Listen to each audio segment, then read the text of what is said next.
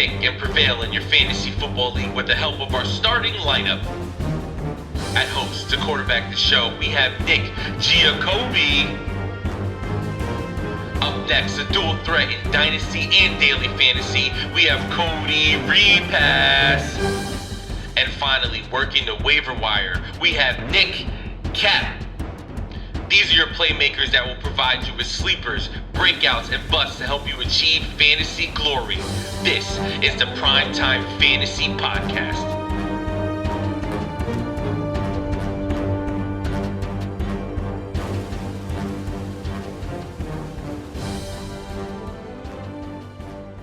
Welcome, everybody, to episode 29 of the PrimeTime Fantasy Podcast, where we give you our predictions, our picks, in the hopes that we help you prevail throughout the 2021 fantasy football season.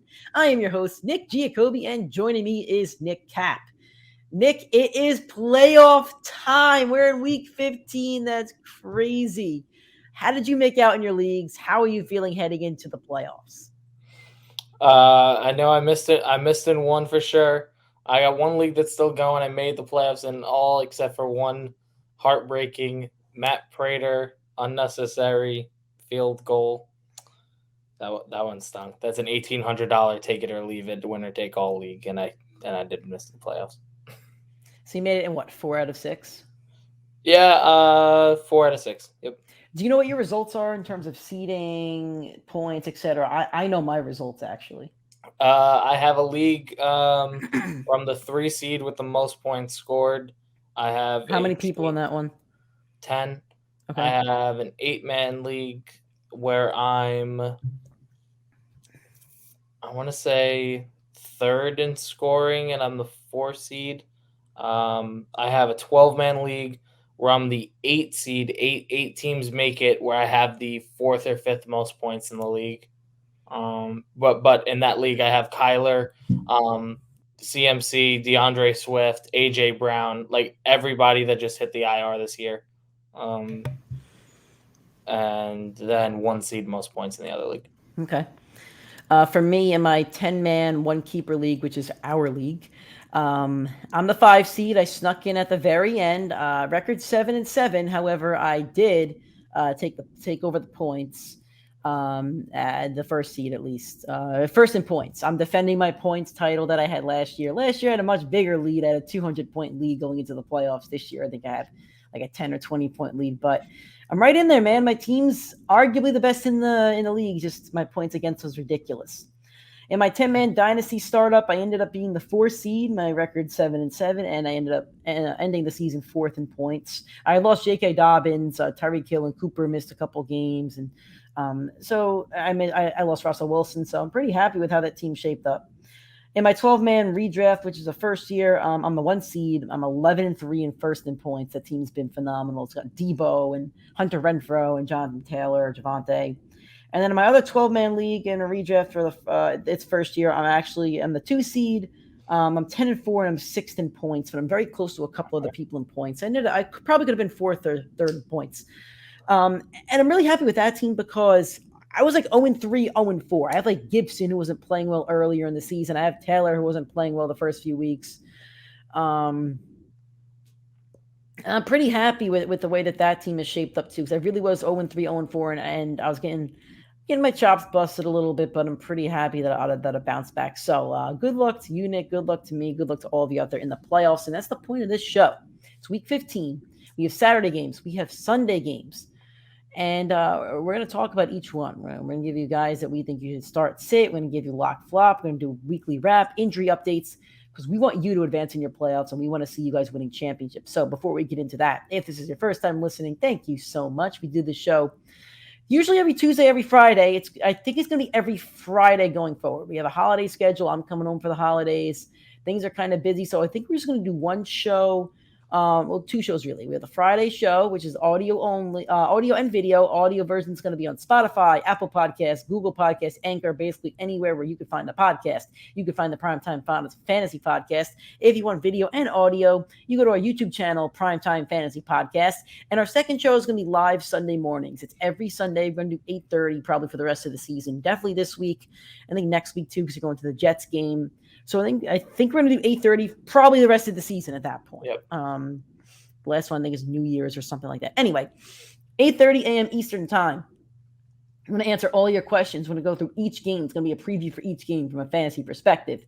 We'll also put out a graphic on Saturdays. If you want to get your question in and watch the replay at a later time on Sunday, that works too.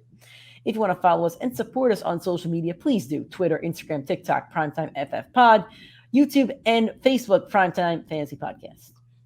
First segment, we got injury updates, and we got the news of the week. We have a good amount of injuries that we want to talk about. Let's start with this one. It's not the first in the notes, but I want it to be the first. Deandre Hopkins has a leg injury. He's out for the regular season at least, which means he is out for the fantasy playoffs. That's the more important news. That means he's droppable unless you're in a dynasty league. Nick, I'm just going to put it bluntly, is Deandre Hopkins a bust? For his ADP. Yeah, I mean, is he a bust? Yeah. I think you have to consider him. I mean, he's not been I still think he's the most talented wide receiver in football. I think he's a beast. I think he has some of the best hands in the league. I think he's a great route runner. I think he can make every catch. But the fact of the matter is they didn't need him as much as they have in the years past. Every team where DeAndre Hopkins has gone, he's had to be the clear-cut wide receiver because the team wasn't good enough without him being that clear-cut one. And the fact is they've been deep enough. They have two good running backs there. Their quarterback's mobile. They just brought in Zach Ertz early on in the year. Rondale Moore looked like a stud. Christian Kirk still played well. AJ Green was looking back like he did a few years ago. The fact of the matter is they just didn't need to use D-Hop in the way that he needed to be used in the best. So for fantasy purposes, he didn't deliver. It's the point of, there's too many mouths to feed. We say it like every week about different players, and DeAndre Hopkins is just another case of that this year. It's nothing against his talent. It's just against the role. I don't think he's picked in the top 20 next year. I agree. I think he's going to be a third-round pick. I think he's a third-round pick next year. I know we're jumping the gun a little bit, but his numbers haven't even been bad. Right now he's the 28th ranked receiver in fantasy, which isn't bad, but his numbers just aren't great. I know he missed a couple games due to injury, but he only has 3 games over 20 points, and 2 of them are 20 on the dot. DeAndre Hopkins used to be an automatic 20 and used to be closer to 25, 30. D-Hop was having Cooper Cup-like years, like weeks in and out, in and out. Even with the Texans pre-Deshaun Watson, like that was the type of games he was putting up. So it's a pretty big loss for your fantasy team still, because he's very productive and he's a guy you're starting week in and week out, but he hasn't been the receiver that he has been in years past. James Conner was getting an MRI on his ankle. He limped off the field right at the end of the game after he managed to whop me in fantasy. Thanks. No update after that, so I guess the MRI was clear as far as we know. I guess it could be a high ankle sprain or something like that, but it's not an ACL, MCL, as far as we know. We're recording on Wednesday night, the 15th, like late at night too, so no injury update after that. Keeping in the same game, Odell Beckham Jr. is placed on the COVID list. Not sure if he's vaccinated or not. I know there's an outbreak. I'm pretty sure he was already ruled out.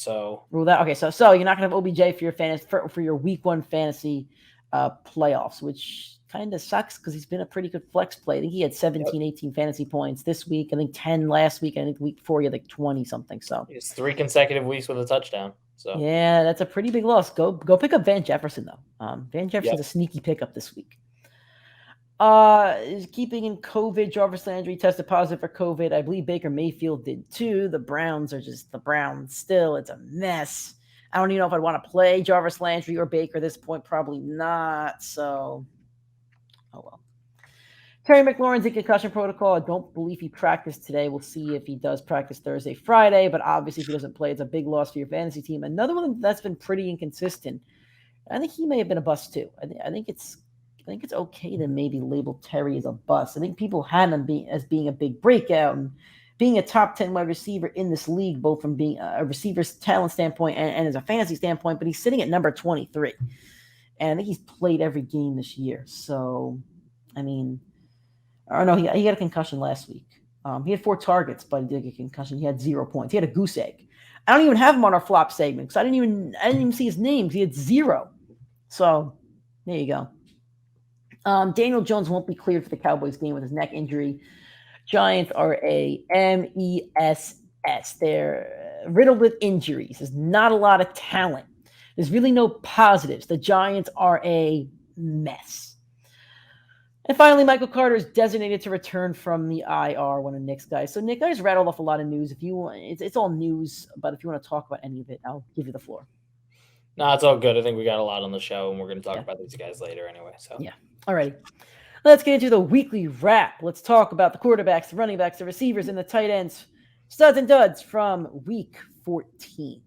Quarterback 1 on the week, my quarterback 1 on the year. Josh Allen, 35.2 points. Quarterback 4, Taysom Hill, 26.3 points. I believe he's been in the top 5 3 straight weeks in a row.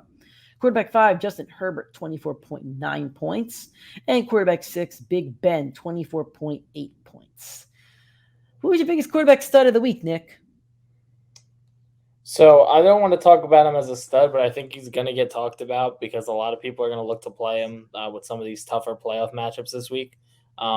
Big Ben is going to get played in way too many games for this fantasy playoffs.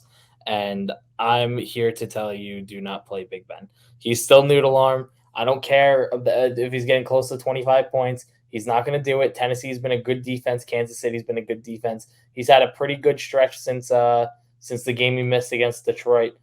He had one bad game against Cincinnati, but against the Chargers, Baltimore, Minnesota, who are all pretty decent defenses, combined for 8 touchdowns and 1 interception. When people look at these numbers, they're going to try and think that Big Ben's a good play. He's not going to be for these matchups. Please, I'm warning you now, do not think Big Ben is going to go carry you to the playoffs. That's a really good take. I need to speak about Josh Allen because I was crucified on this show. I was held up. I was held up and burned at a stake. I was tossed in the garbage for saying that Josh Allen was my quarterback 1 on the year. And as it stands right now, going into the fantasy playoffs, Josh Allen, quarterback 1, 306 fantasy points. Kyler missed some games, I know. So let's go to averages. Average, Josh Allen leads that too. 23.5. ESPN standard scoring leagues. Kyler Murray is actually number 4. So I want to give Josh Allen his flowers. I know the Bills have underperformed a bit as a football team, but from a fantasy perspective, Josh Allen, I'll say this, he was worth your ADP. He was worth if you drafted him around 5. He's probably the only one that's actually made it worth it. Patrick Mahomes, in terms of average, is sitting at number 5. So not bad, but again, not worth drafting around 4. So I would say Josh Allen is my stud of the week. I don't have any. I guess I forgot to put some duds of the week for the quarterbacks.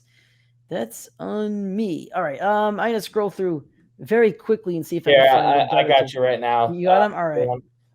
So my flop of the week is going to wind up being Kirk Cousins. At 14 points this past week, and he's gotten a lot of hype. Oh, I found mine.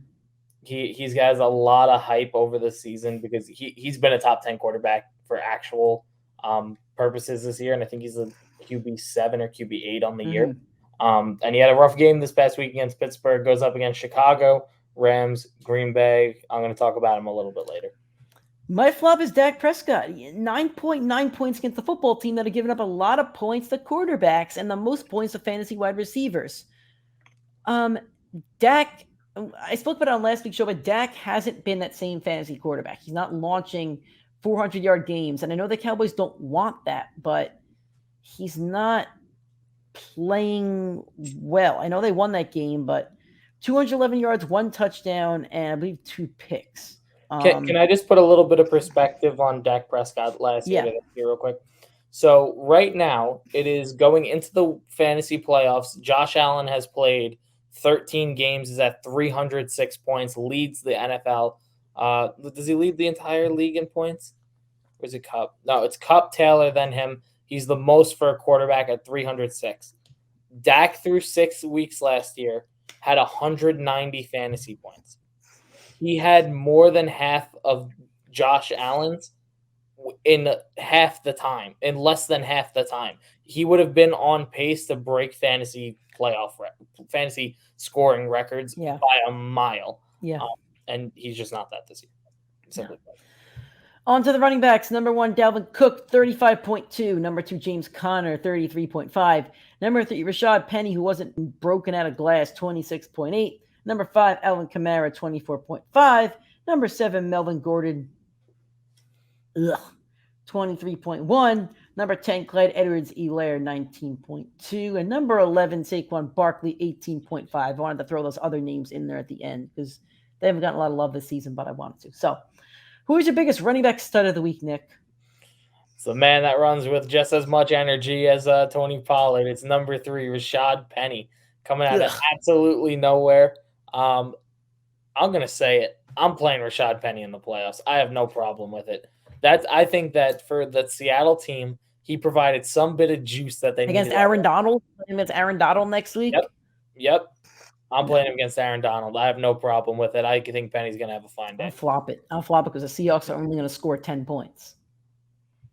For me, I want to talk about James Conner because James Conner had 33.5 fantasy points, and he lost me my dynasty matchup, which the truth is in the long run, it didn't actually matter. I had the same seed. It didn't really matter. It's just the pride of I didn't want to lose my matchup. I was facing the best team in the league. I had a really good week, and I lost on Monday night due to James Conner and Cooper Kupp. James Conner is the running back 6 on the year. James Conner's he scored 8 points week 6. After that, 12, 14, 40, 15, 20, 19, 33. His next 3 opponents are Detroit, the Colts, and Dallas. Well, he's going to have a great game against Detroit. So I want to give James Conner a lot of props. That's probably our waiver wire pickup of the year. Him, Elijah Mitchell, a couple other names in there. But if you drafted him or picked him off the waiver wire, you have a solid running back 2 over there. And the duds of the week, Nick Chubb, 9.5. I feel like he's been on this dud list a lot. Number 31, Zeke Elliott, 9 points. Number 32, Joe Mixon, 8.8. Number 33, Sony Michel, 7.9. And 43, Antonio Gibson, 4.1. Nick, your biggest dud of the week for the running backs. You said it when you kicked it off. He's been on this list way too many times. It's Nick Chubb. Nick Chubb, in my opinion, for non-injured. And when I say non-injured, I mean not missing a significant amount of time. Nick Chubb's the biggest bust in fantasy football for the running back position. Drafted around the 8 through 10 pick. He's the RB20 right now, but he was a locked and loaded starter. You want to compare his numbers, he's doing worse than Josh Jacobs on a per-game basis, and that's the exact player comp that he is. The Cleveland Browns were supposed to be a high-powered running offense, and they are absolutely horrendous this year behind the number 1 offensive line in football. Nick Chubb deserves to be crucified for how he's played this year. From a real football and a fantasy perspective, I know he missed 2 games and had a COVID game, but even regardless of that, Nick Chubb, in my opinion, has been one of the biggest busts in fantasy football because these low games are the reason why you did not draft why half of your league avoided Josh Jacobs. And on top of that, when Kareem Hunt's healthy, Kareem Hunt delivers in fantasy as well. So for me, Nick Chubb, I'm not touching him next year. That's my Josh Jacobs for next year. I got to talk about Ezekiel Elliott because 6 games before the bye, Zeke had over 15 points in 5 of those. It was averaging basically a touchdown. It was also averaging about 80 yards a game. 7 games after the bye, over 15 points twice. Only 3 touchdowns. The most yards he's had is 51. I want to read this off to you. Weeks 2 to 6. His yardage, 71, 95, 143, 110, 69. After the bye, 50, 51, 41, 32, 25, 45, 45. That's not good. It's not good, guys. He's running back 8 on the year, but don't let those numbers fool you. The Zeke stock is down right now. It's very down. He faces the football team again in 2 weeks, and we just scored 9 points against. He faces Arizona in your fantasy championship, who's been very, very, very good against the run. Held Sony Michel this week to 7.9 points. Does have the Giants next week. So maybe he bounces back next week against the Giants. Earlier in the season, he had 25 fantasy points, his best game of the season. But still, not good, guys. Not good for Ezekiel Elliott owners. On to the wide receivers. Wide receiver 1, Devontae Adams, 24.1. Wide receiver 2, Cooper Kupp, 31.3. Wide receiver 3, Hunter Renfrow, 28.7. Wide receiver 4, Tyler Lockett, 27.2. And wide receiver 5, Jamar Chase, 25.3. Who's your biggest biggest wide receiver stud of the week? I'm going to run through these real quick. I got someone that's off the list. Devontae Sure. Adams, we know he's up there. Cooper Kupp, we know he's going to be up there. Jamar Chase has proven he's going to consistently be up there. Renfro, massive week. You know he has some of those. Tyler Lockett, massive week. You know he has some of those. I told you last week someone that I would stash. It would have been MVS. It's the other wide receiver out there. It's Alan Lazard. But that's why you. But I don't want to cut you off, but that's why you don't play them because you don't know what No. they're going to score. But the thing is that Alan Lazard last year was incredibly consistent, and the only concerns were with injury with him. He had injuries this year, but without Randall Cobb on the field, Alan Lazard's snap count is over 90%, and he had 7 targets for 75 yards and a touchdown this game. If he can deliver weeks like that consistently, and he's like 6'5" with no Robert Tonyan there, he's going to be in the game plan near that goal line. So I'm trusting Alan Lazard for the playoffs.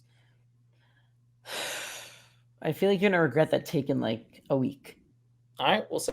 We'll see. I'll eat my words to the Packers owner over there. If I am a Packers shareholder, I'm sure I have some bias in this. I'm Cooper Kupp. I was up 40 points in 2 leagues on Monday night, and I had OBJ in both leagues. One league I was versing Cooper Kupp. I had OBJ. One league I was up 50. He had Cooper Kupp, Connor, and Hopkins. I lost that one. I won the other one. He went for 34 in those leagues, so just really impressive. Renfro, I just said about the running backs, but he might be the waiver pickup of the year because he's been phenomenal. I got to talk about Tyler Lockett, though. I said at the beginning of the year he was going to be a bust. I said he's inconsistent. He only has a couple boom games. I like to think I was right on that take, but this was a boom game, and I told you last week he was my lock of the week for a reason, and look what he did. 27 fantasy points. He had a touchdown. I think he had 140 receiving yards. I called it. I know my football team. With that said, you are flopping every single Seahawk this week. I'll talk about it in the Flock Flop segment. Flop them all against the Rams. Just real quick on Tyler Lockett over his last 6 games, 27-4, which was his down week, 15, 13, 20, 28. Yeah, he's been pretty consistent as of late. Don't look at DK's numbers because they're not pretty. Oh, yeah, no, DK I'm about to talk about for a little bit. Oh, let's talk about DK because we have the wide receiver flops of the week. Hopkins, 10 points. Marquise Brown, 9.1 without Lamar Jackson. DK, 57, 8.3 points. And Julio, I don't know where he was sitting, but he only had 7.3 points. So, Nick, I'm guessing DK is your flop of the week. DK is my flop of the week, and I'm going to tell you exactly why. DK Metcalf, prior to the bye, his lowest fantasy points in a game was 11.3. He was averaging close to, or if not over, 20 points per game. Since the bye, his most points is 11. They've had 5 games since the bye. In the last 5 games, DK Metcalf is averaging over 7 targets per game, and he has delivered 1 game over double-digit fantasy points. DK Metcalf next week is going up against the Rams and Jalen Ramsey. He should be on your bench. The guy you probably drafted as your wide receiver 1 or 2, you now have to bench your first week of the playoffs. Pray you can get through, and then you get a game against Chicago and Detroit that can hopefully carry you. I'll tell you should bench him because I contemplated Russell Wilson and DK last year in my semifinal. I contemplated and I was told player studs. I think Justin Herbert on my bench had like 40 points or something like that. And I think I lost. I lost. Most points in the league. I still won a couple $100, but I lost. I could have won my fantasy championship if I had just benched these guys because I knew how they would play against the Rams. For me, it's Hopkins. Just real quick. Yeah. I got to tell you another thing on DK because I got to give someone in my league credit. Long time listener, one of our OGs, NBA Roan. He made the start-sit play of the week. He benched DK Metcalf for Hunter Renfro, and Renfro finished wide receiver 3, and DK winded up finishing. I forget what the number was, but I think 57? It was 50. Yeah, 57. So yeah. I mean, like, talk about a play of the week. I got to give a prop. There you go. That if he lost that one, he was out of the playoff picture. We have one more week in that one, so he literally saved his week by benching. Yeah. He drafted for his wide receiver 1. For me, it's Hopkins because I told you guys to flop him last week against Jalen Ramsey. He was my flop of the week. I told you to bench him. He only scored 10 points. He could be the reason you lost the fantasy matchup. Yeah, Ramsey wasn't even there, and I still told you to. I told you to flop him when I thought Ramsey was there. So there you go. On to tight ends. George Kittle, 34.1 points, 2 monster weeks, which worries me as I own Kittle in 3 leagues and need him big time this week. I actually need him in 2 leagues this week. My other one's on bye. Mark Andrews, 28.5. Dawson Knox, 19. Robert Gronkowski, 11.2. Pat Fryermuth, 11.2 as well. Who's your tight end stud of the week? I'm going to talk about Kittle, but can you talk first? Because I have a photo and I got to find it. I'll talk Knox because I think Nick was kind of against Knox last week. I think I kind of told you to flop both of these tight ends. I didn't really like either of the matchups, but Dawson Knox, 19 fantasy points. He's been. I said he was this year's Robert Tonyan, but that's a bit of a slap in the face because Dawson Knox has been better than Robert Tonyan. He finished with a tight end 3 on the week. He had, I'm trying to get the stats here. He had 60 yards on 7 receptions and a touchdown. His target numbers have been good the whole year, and he's part of the reason Stephon Diggs has been a little bit of a bust too. His targets are usually over like 5, 9, 6, 3, 10, 4, 8, 5, 4, 3. Like, it's pretty good for a tight end who's not named like Travis Kelsey and George Kittle. So, yeah, I got to give credit to Knox going up against that really tough Bucs defense against tight ends, and he had a good game. So, there you go.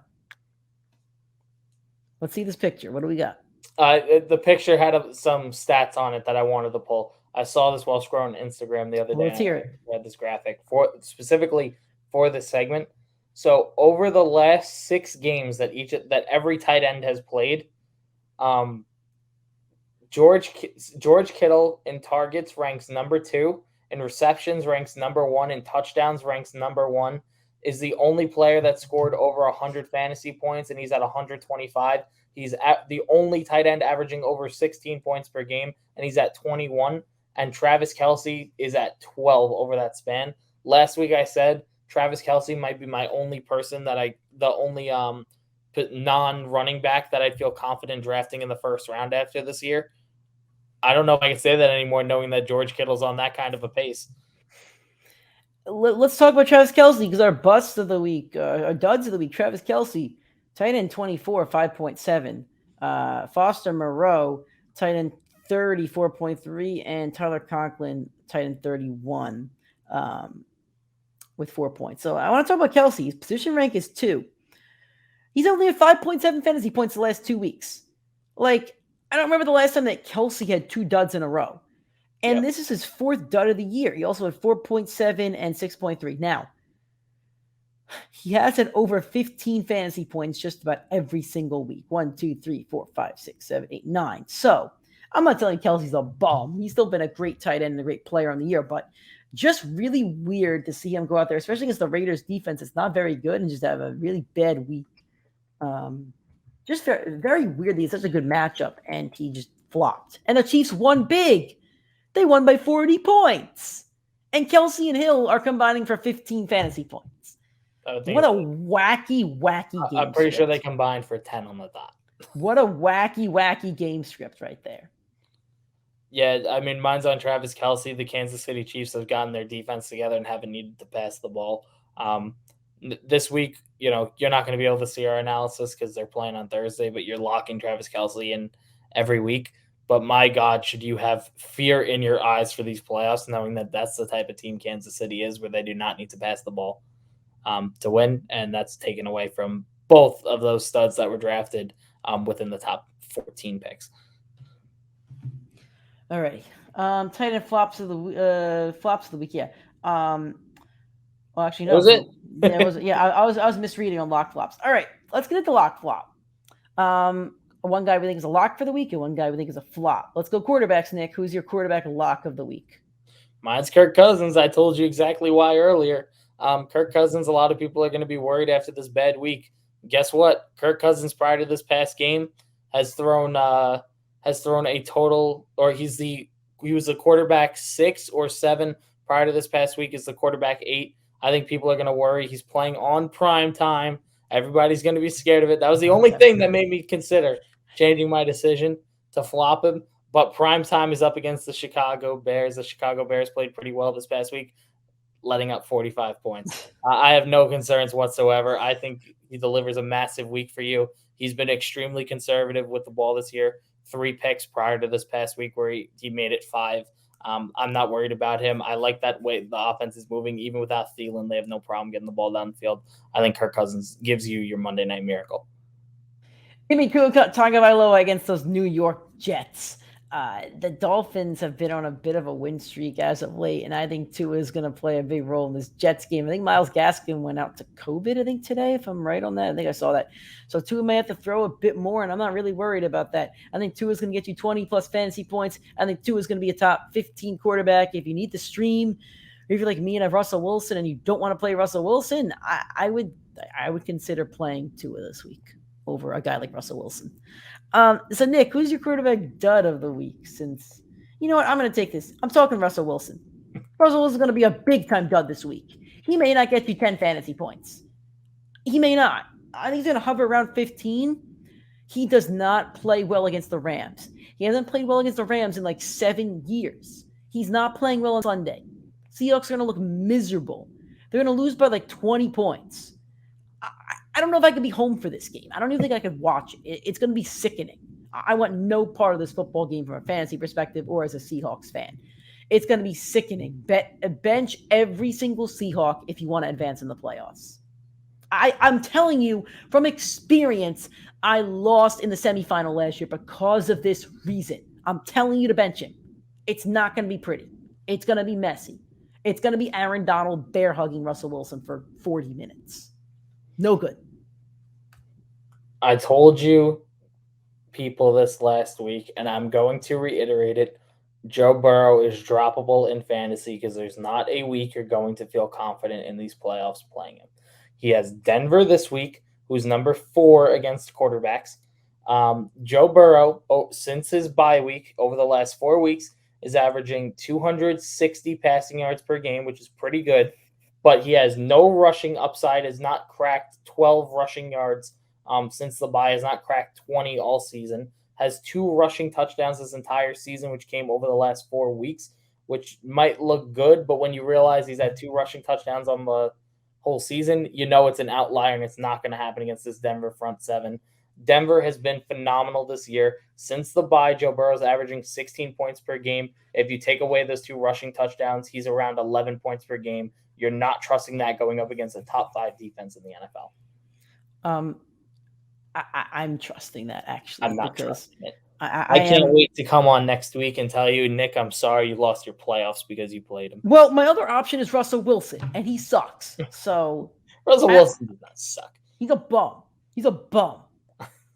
The problem is he comes home, he's like, oh, I got Sierra in my family. Oh, football, who cares?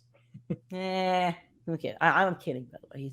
He does have a lovely family, but I wish he would play better football. Wide receivers, Nick, who is your lock of the week? Mine's KJ Osborne. I think, once again, he has had 2 very good weeks back-to-back. He's filling into Adam Thielen's role without a problem. Mike Zimmer's catching a lot of slack as a coach. But the fact is the team is playing pretty well even without him. I know that they struggled in that Thursday night game after the second half where they were up like 28-0. So I don't really want to hear it. Over the last 2 weeks without Adam Thielen, he's averaging 8 targets per game, 65 yards, and has a touchdown in each of those. And now he's going up against Chicago, who just let up 45 points. Give me Osborne, no problem. Lock him in. Going to give you another good week. Do I play Osborne, Jefferson, and Greg Joseph on Monday night in our league? I didn't play Osborne this week for the reason that I didn't want to play another Viking. And I had Najee in that game too. I don't know, man. That's going to be a really tough call for me on Monday night. I have a couple guys here I really like, but I'm going to say Steelers wide receivers. I have Deontay Johnson listed, but Chase Claypool had 17 fantasy points last year, 8 receptions on 9 targets. They're going up against the Tennessee Titans that have let up an average of 25 fantasy points to wide receivers. I would play both Claypool and Deontay Johnson this week. I think they're going to have monster weeks. That Titans defense is no good at all. I think they're going to have good weeks. And Nick, who's your flop of the week when it comes to these wide receivers? I think you could easily say that this has been my favorite player this season based on how I've talked about him. It's Michael Pittman. He has 100 targets on the year, 5 touchdowns, 800 receiving yards. What an absolute monster sophomore season. But when you're going up against New England and, Carson Wentz has a history of being turnover prone against Bill Belichick, arguably the greatest coach of all time, and I think in many eyes, the greatest coach of all time. The greatest defensive-minded coach absolutely ever. I love Michael Pittman. I love him. I love the player. I just don't see a way that Michael Pittman has a massive upside against this game-managing team with a turnover-worthy quarterback. Like, it's all the things that should make up a bad fantasy game. And as talented as he is, and I think he could deliver, it's just too risky for your fantasy playoffs. I'm benching DJ Moore. He's going up against the Buffalo Bills that have surrendered the least amount of fantasy points to wide receivers. I know they gave a lot of points to Godwin last week, but Tom Brady ain't playing quarterback for the Panthers. PJ Walker might, or Cam Newton. I don't want any part of them. This is a get-right game for the Bills. I don't know what the spread number is, but I'm taking the Bills Mafia. I think the defense will play well. I think Josh Allen will play well. So I would bench DJ Moore. How about running backs, Nick? Who's your running back lock of the week? I said at the start of the year, the only running back duo I would play in fantasy consistently would be the Cleveland Browns.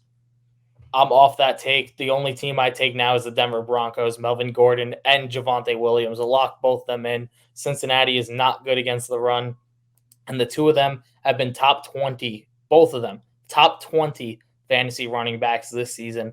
Even with both, interfering with one another, both had massive weeks last week. Denver's kind of figuring themselves out as a team. I would not be surprised if they went and snagged a playoff spot. And if they did, they still have a top 5 defense, and you never know in the playoffs. I wouldn't be surprised if they upset like a Tennessee or something like that. They're a really good team outside of the quarterback position. And that running back duo has been on fire all year long. I think they just figured out how to use both effectively. And for your fantasy playoffs, there was no better time. And I know Nick, as a Javonte Williams owner, is hiding that smirk behind that face right now. No, there's no smirk because Melvin Gordon's got to get out of town.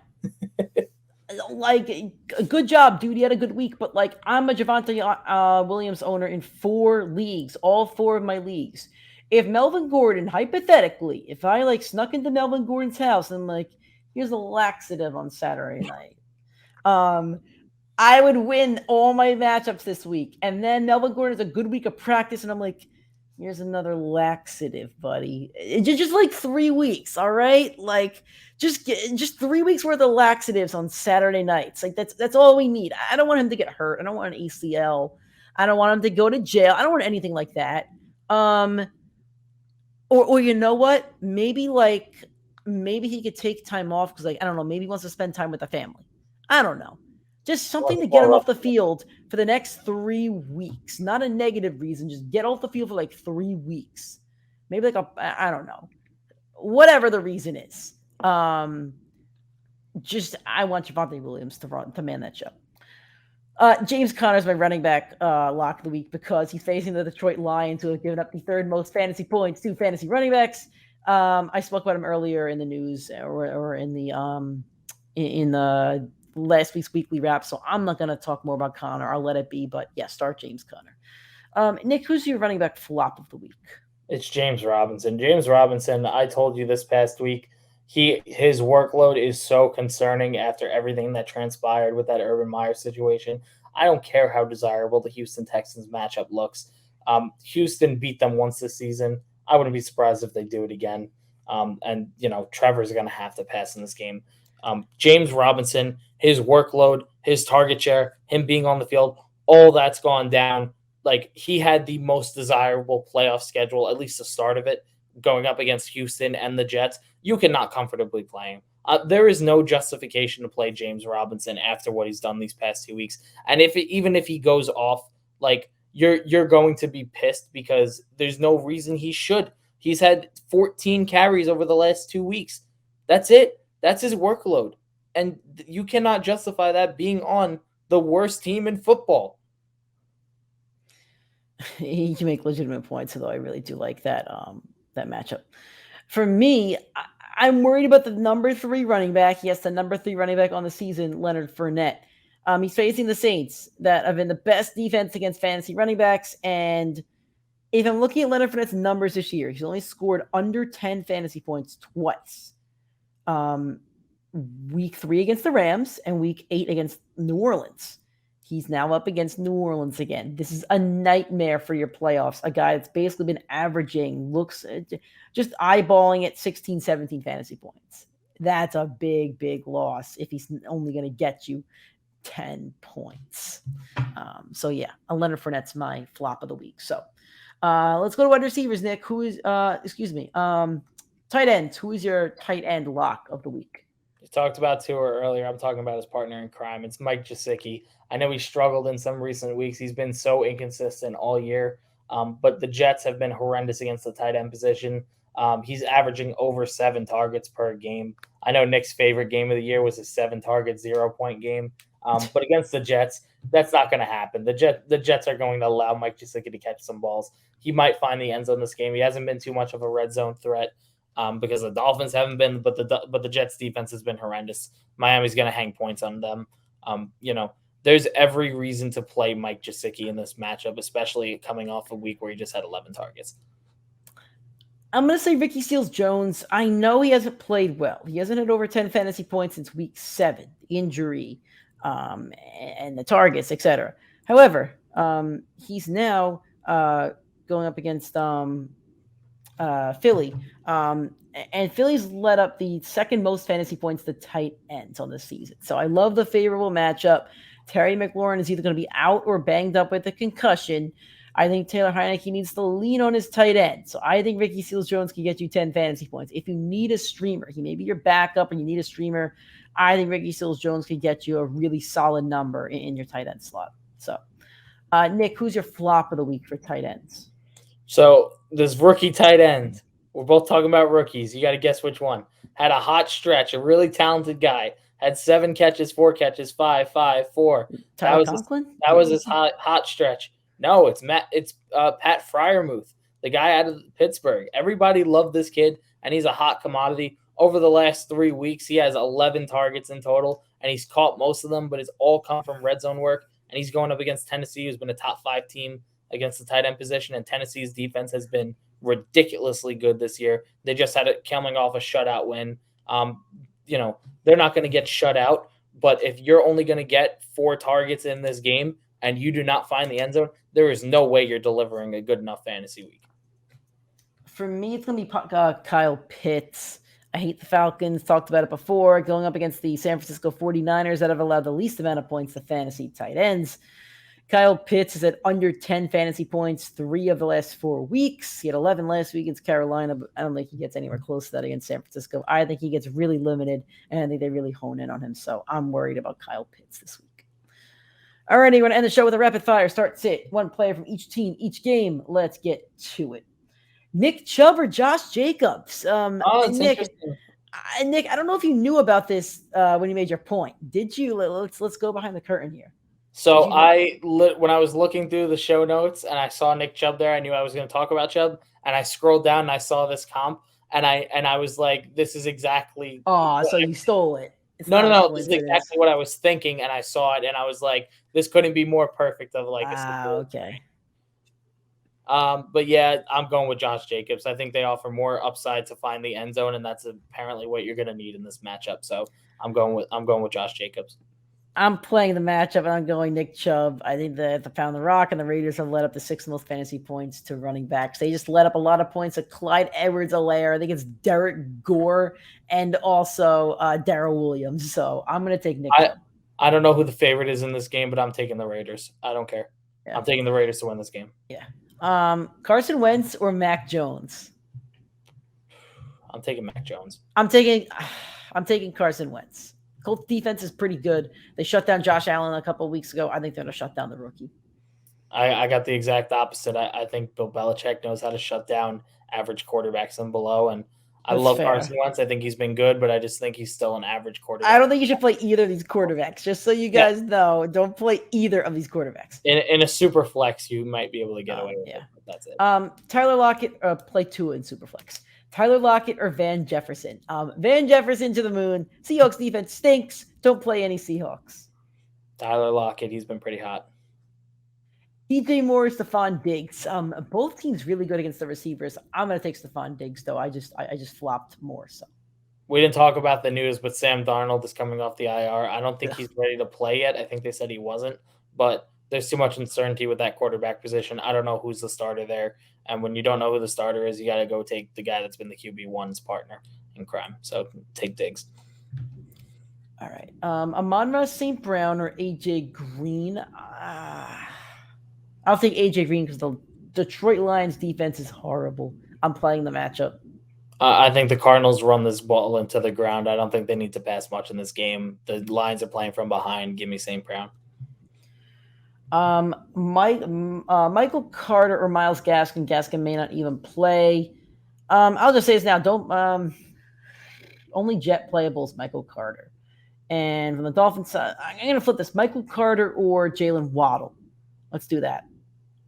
I'd take Waddle. I like Carter. Carter coming off injury. I wouldn't take. Yeah. This is a good one. Zeke Elliott or Saquon Barkley? It's my favorite question. It's the question that should have been asked for the past 3 years if we did this podcast. Every single time they faced. And every single time I'm going to take Zeke because he has more upside to find the end zone. I'm with you on that. The Giants defense has given up the 10th most fantasy points to running backs. So give me Zeke. Dallas Goedert or Ricky Seals-Jones? I know you took Seals-Jones, but Goddard's proven me wrong so many times. I'm going to ride him because he's just proven me wrong and he deserves for me to take him. I'm taking Ricky Seals-Jones. He's one of my locks of the week. Julio Jones or Chase Claypool? I spoke about the Steelers wide receivers, so. I'm with you. I'm taking Claypool. James Robinson or Brandon Cooks? I'll take Cooks. I'm taking Cooks. T. Higgins or Javonte Williams? I love this question. I was just going to say this might be my favorite. Actually, the one right after this is my favorite one we're going to talk about. I'm taking T. Higgins because I think Javonte Williams needs their end zone because they're not giving him the carries that he needs. Which is abysmal. Abysmal. It's stupid. I'm taking Javonte because I don't think Joe Burrow throws for makes me want to growl like my dog. It makes me angry to know Javonte don't get the respect he deserves. Russell Gage or Brandon Ayuk? Give me Ayuk. Give me Ayuk. I'm going the other way. I'm taking Russell Gage. I'm done with the Falcons. Done. I love that question. I love it. Done with the Falcons. Is Lamar Jackson playing this week? I know you flipped this one. Is Lamar playing? Yeah, supposedly. All right. Well, Lamar Jackson or Aaron Rodgers. I'm going to take the bad man that is playing really, really, really well right now. Really well. I'm taking the quarterback that I invested way too much money in, $335 that's going to a screen in the stadium. It's Aaron Rodgers. Alvin Kamara or playoff Lenny? Give me Kamara. I flopped Leonard Fournette. Yeah, I gotta take Kamara. You gotta take Kamara. And Monday night, Darnell Mooney or KJ Osborne. I actually really like this matchup for both wide receivers. I think both are playable. I think so too. I might play both of them in our league on Monday night, and I forget I'm facing Maringolo. I might play Justin Jefferson, KJ Osborne, Greg Joseph, and Darnell Mooney. I really hope you beat him with that lineup. I really hope. Is Kirk Cousins available? If Kirk's available, I might go pick him up too because I don't want to play Russell Wilson or Derek Carr. Let's see who's available real quick that I can even play at quarterback. I don't want to play Russell Wilson. Garoppolo, Keenum, Ben, all these guys suck. Tua's not even there. I'll go drop Herbert for you. Yeah, split the money. I wouldn't do that. We're kidding. I'm taking Osborne because I locked him, but like I said, I think Mooney just has as much potential to have a big week and a big catch. So I'm going to play Mooney because the Bears actually didn't look terrible last week. And the last time that Mooney faced Minnesota was week. Let's see. Oh, they haven't played Minnesota yet. Oh, well. He's had 2 bad weeks, but he had 3 straight weeks of 20-plus fantasy points. Arizona's a tough matchup, so is Green Bay. I think it's a more favorable matchup. I'll play Darnell Mooney. So, That's our show for the week, guys. Thank you so much for listening. The next time you hear from us will be Sunday, 8:30 a.m. Eastern Time, YouTube, Twitter, and Facebook for our live show, 8:30 a.m. for Week 15. If you want to submit questions before that, we're going to have a question graphic posted on the Saturday before. You could drop them there, or you could join live, catch the replay. Any other questions, you could tweet us as well. Again, you can find the show. Audio version is going to be available on Anchor, Spotify, Google Podcasts, Apple Podcasts, anywhere where you can find a podcast. Video and audio is going to be YouTube, Primetime Fantasy Podcast. Nick, anything you want to say before we get out of here for Week 15? Good luck in your matchups, and if you got any questions, you know where to stop on Sunday morning. Yeah, guys, best of luck to all my opponents. I hope you all lose, though. Best of luck to Nick. Best of luck to me. Best of luck to all of you out there. Talk to you guys Week 16.